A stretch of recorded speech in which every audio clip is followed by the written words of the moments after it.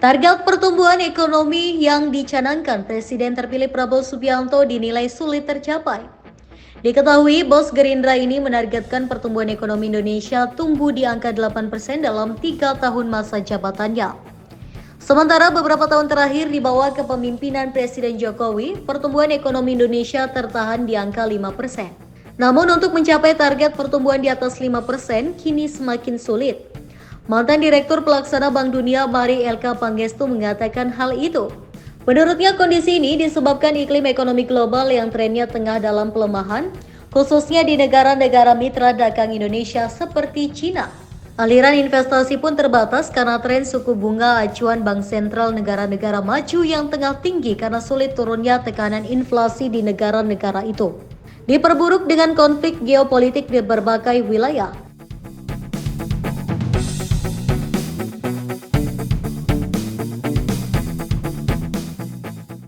Mari mengatakan komponen penunjang pertumbuhan seperti investasi dan ekspor memang sulit diperoleh karena masalah global, membuat ekonomi Indonesia beberapa tahun terakhir hanya ditopang konsumsi domestik. Maka, ia menganggap perlu inovasi tinggi untuk mencari sumber pertumbuhan supaya ekonomi bisa naik di atas 5%. Sebagaimana diketahui, hingga kuartal 1 2024, pertumbuhan ekonomi Indonesia yang sebesar 5,11% secara tahunan, mayoritas masih ditopang konsumsi rumah tangga yang porsinya sebesar 54,93%, diikuti investasi atau pembentukan modal tetap bruto atau PMTB 29,3%, ekspor 21,37%, konsumsi pemerintah 6,25%, dan konsumsi lembaga non-profit yang melayani rumah tangga atau LNPRT 1,43%. Oleh sebab itu, Mari mengungkapkan strategi yang bisa ditempuh untuk menciptakan sumber pertumbuhan ekonomi baru dari sisi eksternal atau ekspor khususnya ialah dengan memanfaatkan kekuatan ekonomi kawasan seperti di ASEAN maupun Asia. Integrasi ekonomi di kawasan itu menurutnya penting dilakukan di tengah membesarnya fragmentasi ekonomi global seperti konflik perdagangan antara China dan Amerika Serikat yang mengganggu aktivitas ekonomi kedua negara itu. Sebagaimana informasi Dana Moneter Internasional atau IMF pun memperkirakan ekonomi China pada tahun ini hanya tumbuh 5% dan merosot ke 4,5% pada 2025.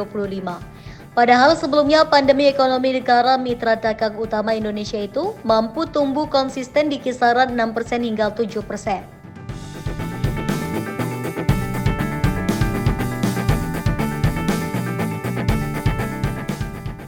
Adapun untuk mendorong laju investasi, ia mengatakan yang perlu dilakukan ialah membenahi secara terus-menerus dan konsisten iklim usaha yang stabil di Indonesia.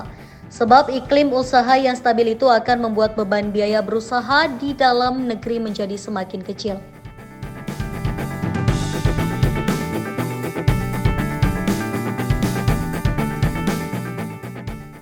Ia mengakui upaya perbaikan iklim usaha itu memang sudah mulai dibenahi dengan lahirnya UU Cipta Kerja.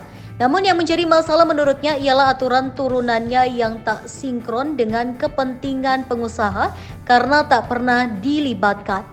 Misalnya terkait aturan importasi yang menjadi polemik hingga tak kunjung beresnya pembenahan sistem OSS.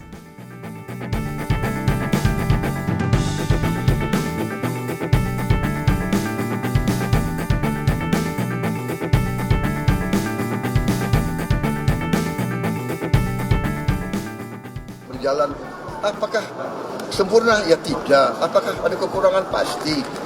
Tapi rakyat melihat dan rakyat kita sekarang semakin cerdas, semakin pintar, akses kepada informasi tambah baik, growth kita sangat bagus, dan ini masalah tinggal manajemen ya, efisiensi di mana-mana, di sini. Jadi kita optimis sekali. Di dunia kita salah satu negara yang dianggap ya paling dinamis, paling atraktif, ya. Jadi kita butuh investasi. Saya sampaikan pendekatan kita di Indonesia adalah kolaborasi, kerjasama, ekonomi yang besar, ekonomi menengah, ekonomi kecil, koperasi, pedagang pasar, petani, nelayan. Ini satu kerjasama yang baik. Yang ini kuat, ini ikut, ini kuat, ini berdaya, yang bawah berdaya, kemampuan daya beli mereka kuat. Ya, karena itu kita harus sepakat, dan kita sudah sepakat, kita harus hilangkan kemiskinan. Kita harus kerja keras. Banyak negara butuh 50 tahun, 60 tahun. Ada negara yang cepat, tapi kita akan terus. Yang sudah dirintis presiden-presiden terdahulu, yang dikerjakan Pak Jokowi, kita teruskan. Jadi dengan permintaan yang naik, daya beli yang naik, ekonomi kita tumbuh. Ya tadi saya optimis, saya sampaikan kita sangat optimis 7-8% within 3-4-5 years.